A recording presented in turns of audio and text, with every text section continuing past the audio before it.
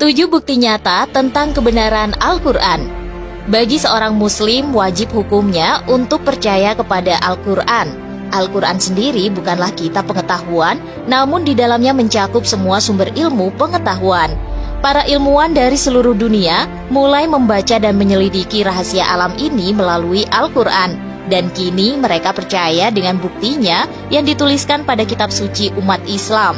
Apa saja sih bukti-bukti tersebut? Yang pertama, pilot atau astronot sesak dada. Ketika beberapa pilot ataupun astronot ditanya bagaimana perasaan dia ketika terbang atau menambah ketinggiannya, mereka akan menjawab mengalami sesak di bagian dada. Menurut ilmu pengetahuan, semakin tinggi seseorang terbang, semakin sedikit pula kadar oksigen yang akan didapatnya. Hal tersebut sebenarnya sudah dituliskan di Al-Quran melalui surat Al-An'am.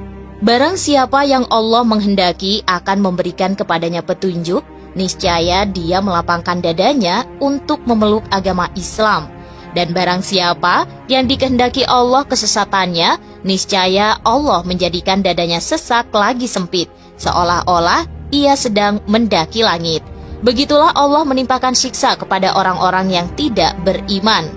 Al-An'am ayat 125.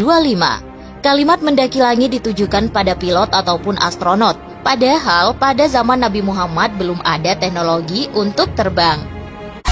Yang kedua, pusat perasa itu adalah kulit. Ilmu pengetahuan modern mengungkapkan jika pusat kepekaan terhadap rasa sakit dan lainnya terletak pada kulit. Semisal jarum suntik akan terasa menyakitkan ketika menyentuh kulit. Dalam Al-Quran juga membenarkan hal tersebut. Sesungguhnya orang-orang yang kafir kepada ayat-ayat kami, kelak akan kami masukkan mereka ke dalam neraka. Setiap kali kulit mereka hangus, kami ganti kulit mereka dengan kulit yang lain, supaya mereka merasakan azab. Sesungguhnya Allah Maha Perkasa lagi Maha Bijaksana. Quran Surat An-Nisa ayat 56. Yang ketiga, nebula atau teori Big Bang. Nebula yang dikenal dengan teori ledakan besar atau Big Bang adalah kumpulan 100 miliar galaksi yang berbentuk seperti bunga mawar. Teori ini ditemukan oleh George Lemaitre pada tahun 1927. Namun ternyata teori Big Bang sudah dituliskan terlebih dahulu di dalam Al-Quran.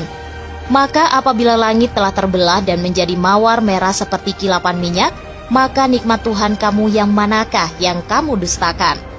Quran Surat Ar-Rahman ayat 37-38. Benar-benar luar biasa ya Kak Al-Quran itu. Yang keempat, orbit. Dalam fisika, suatu orbit atau garis edar adalah jalur yang dilalui oleh objek di sekitar objek lainnya di dalam pengaruh dari gaya gravitasi. Seperti bintang, planet, dan bulan berputar pada sumbunya dalam sistemnya, dan alam semesta yang lebih besar bekerja secara teratur. Semuanya bergerak pada orbit tertentu.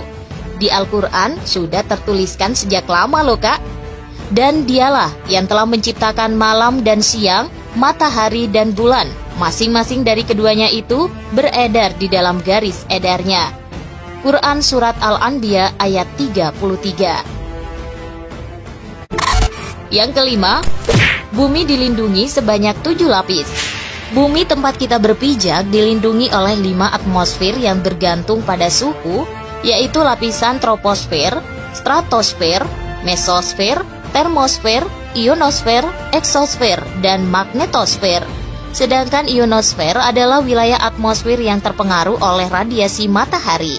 Lalu ada magnetosfer yang berada di lapisan luar ionosfer dan merupakan wilayah atmosfer yang dipengaruhi oleh medan magnetik. Semua sudah dituliskan di dalam Al-Quran. Allah lah yang menciptakan 7 langit, dan seperti itu pula bumi. Quran Surat At-Talaq ayat 12. Yang keenam, gunung mencegah gempa bumi. Dalam penelitian geologi disebutkan ternyata gunung dapat mencegah gempa bumi. Salah satu sifat gunung yang paling signifikan adalah kemunculannya pada titik pertemuan lempengan-lempengan bumi yang saling menekan saat saling mendekat. Dan gunung ini mengikat lempengan-lempengan tersebut. Di Al-Quran juga dituliskan tentang hal itu. Dia menciptakan langit tanpa tiang yang